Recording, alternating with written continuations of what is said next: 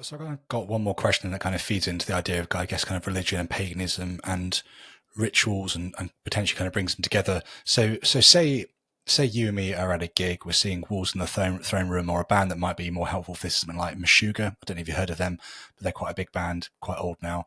So we're basically at this gig, right? We've both got pints. We're stood at the back. We're wearing our metal t-shirts. You've got long hair. I've grown my beard long again, and we're just like absolutely getting involved with whoever this is that we're seeing. We're kind of taking part in kind of how we look. We're taking part in what we're wearing.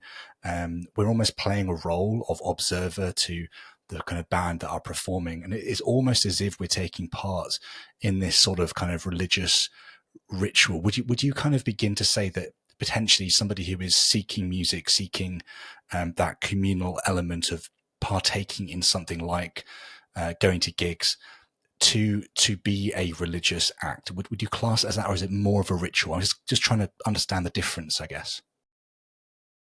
Yeah, I think, particularly with music, right? It's going to be a continuum where there are some things. I mean, I've certainly gone to concerts where I think, well, there's nothing religious about this. This is just entertainment, right? I mean,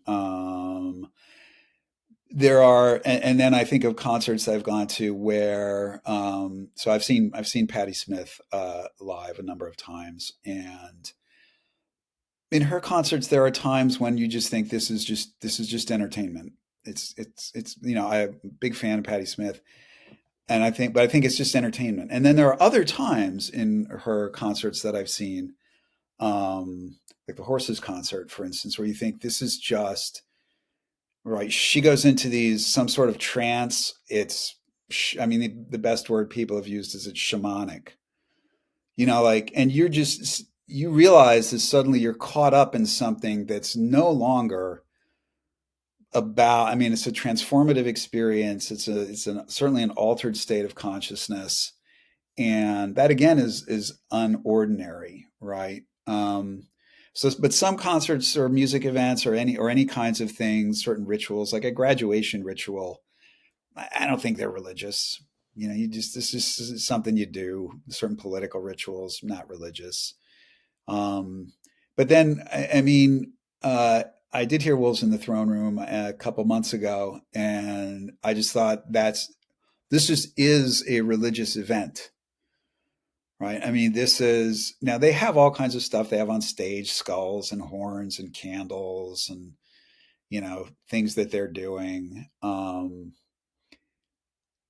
But there are times in the music's being played that Wolves in the Throne Room, sort of black metal or some Cascadian black metal, whatever one wants to call it, where there's the body becomes, at least my body, and I think most other people's bodies there becomes altered, right? You're really not sure what the space is that you're in anymore, and uh, I wouldn't classify it as like ego dissolution like with psychedelics, but there is a sort of loss of self, or there is a reorientation just of your whole body towards something else, something that's present in the room. The music, I would say, is revelatory, right? What it reveals, I'm not sure.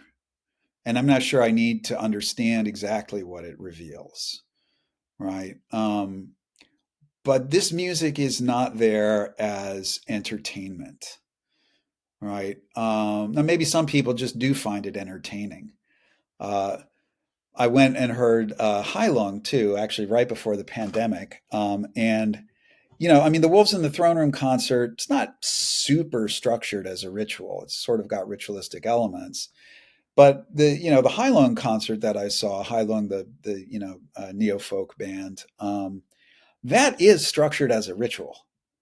Right? Their concerts are consciously, deliberately structured and performed as rituals. And if you ask them about, I read their interviews, you say, is this, religious? And they'll be like, well, it's up to you. Right. And I understand their reasoning for wanting to be a little cagey. But certainly at the Lung concert, um, there were times, at least for me, when, of course, you just caught up in the drumming, right? And it's because the drumming is super, super essential for them. And that's, like just a complete loss of location in time and space, and not even the sort of, communal dissolution into, again, something's being revealed.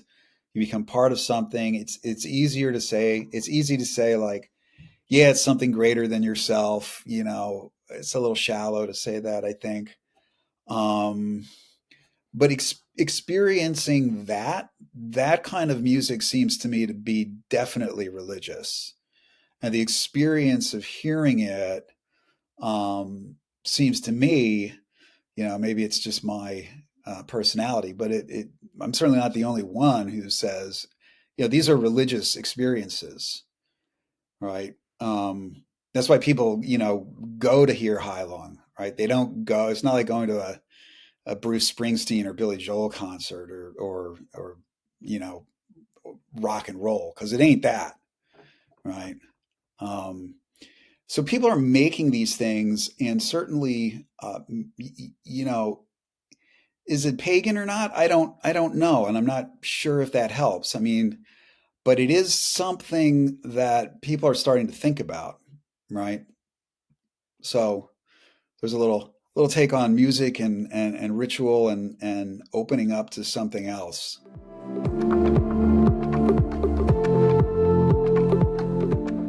If you enjoyed this clip, then head on over to Locals to access the full conversation right now. Supporters can access the video version, and everyone can access the audio-only version of the conversation. I'll see you over there.